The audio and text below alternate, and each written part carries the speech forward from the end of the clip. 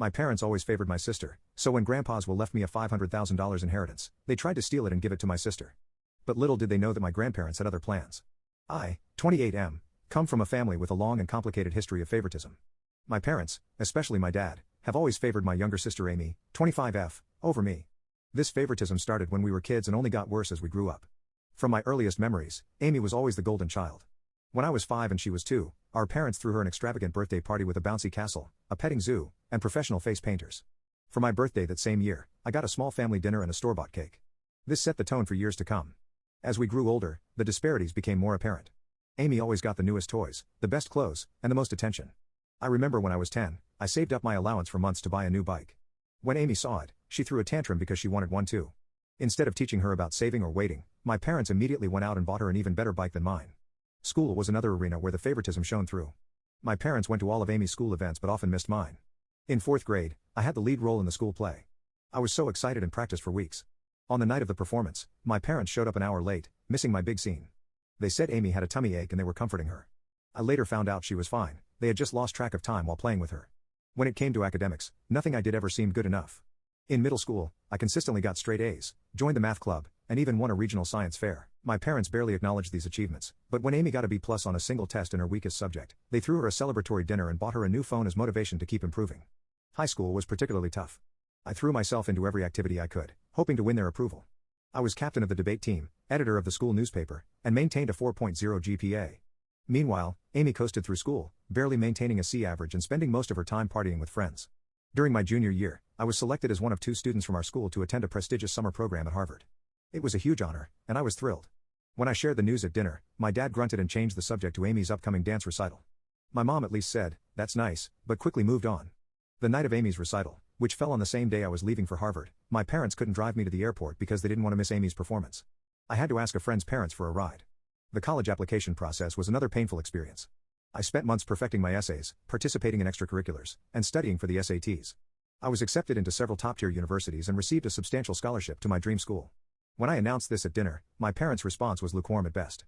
My dad said, "That's good, but don't let it go to your head. College isn't everything." My mom added, "Just don't forget about us when you're off becoming a big shot."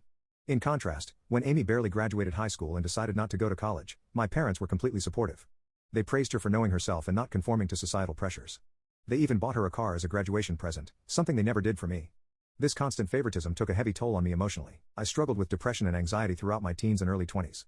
I started seeing a therapist in college, which helped me understand that my parents' behavior wasn't my fault. It took years of work to build my self-esteem and learn to validate myself instead of seeking approval from my parents. Despite the lack of support from my immediate family, I managed to build a good life for myself. I graduated college with honors, secured a good job in finance, and even bought my own house by 27. I'm proud of what I've achieved, even if my parents aren't. Now here's where the current drama starts. My grandfather on my dad's side passed away recently.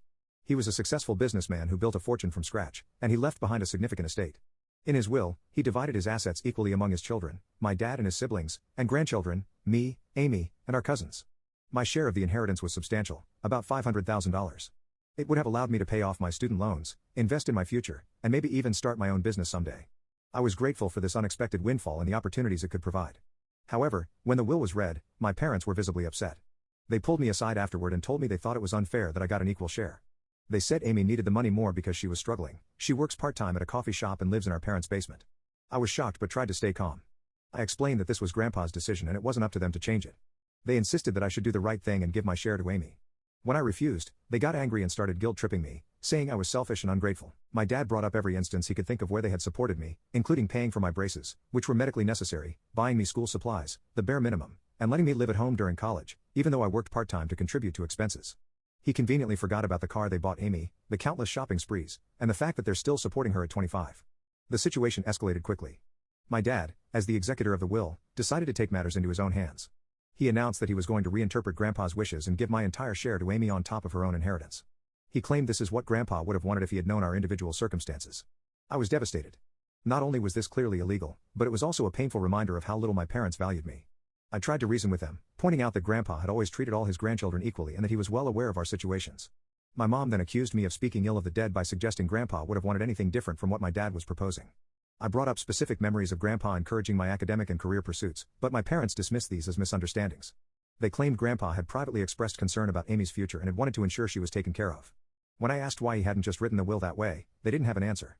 Amy, for her part, seemed uncomfortable with the situation but didn't speak up against our parents.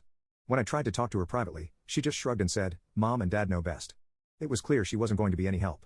Feeling hurt and betrayed, I reached out to my paternal grandmother, Grandpa's widow, for advice. She was furious when she heard what was happening. She told me that this was absolutely not what Grandpa had intended and that my parents had no right to change the will. Grandma shared some information that shed new light on the situation. Apparently, my parents had approached Grandpa a few years ago asking him to leave everything to Amy in his will. Grandpa had firmly refused, stating that he believed in treating all his grandchildren equally. He had even added a clause to his will stating that anyone who contested the equal distribution would forfeit their share. Armed with this information, I confronted my parents. They were shocked that Grandma had told me about their previous attempt to influence the will.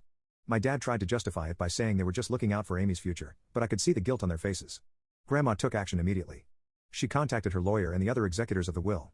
She also reached out to my dad's siblings, who were equally outraged by what my dad was trying to do. Together, they put a stop to my dad's plan and ensured that the will would be executed as written. My parents were forced to back down, but they were furious with me. They accused me of turning the family against them and said I should have handled this in-house instead of involving others. Now you can check for a part 2 by pressing share and more.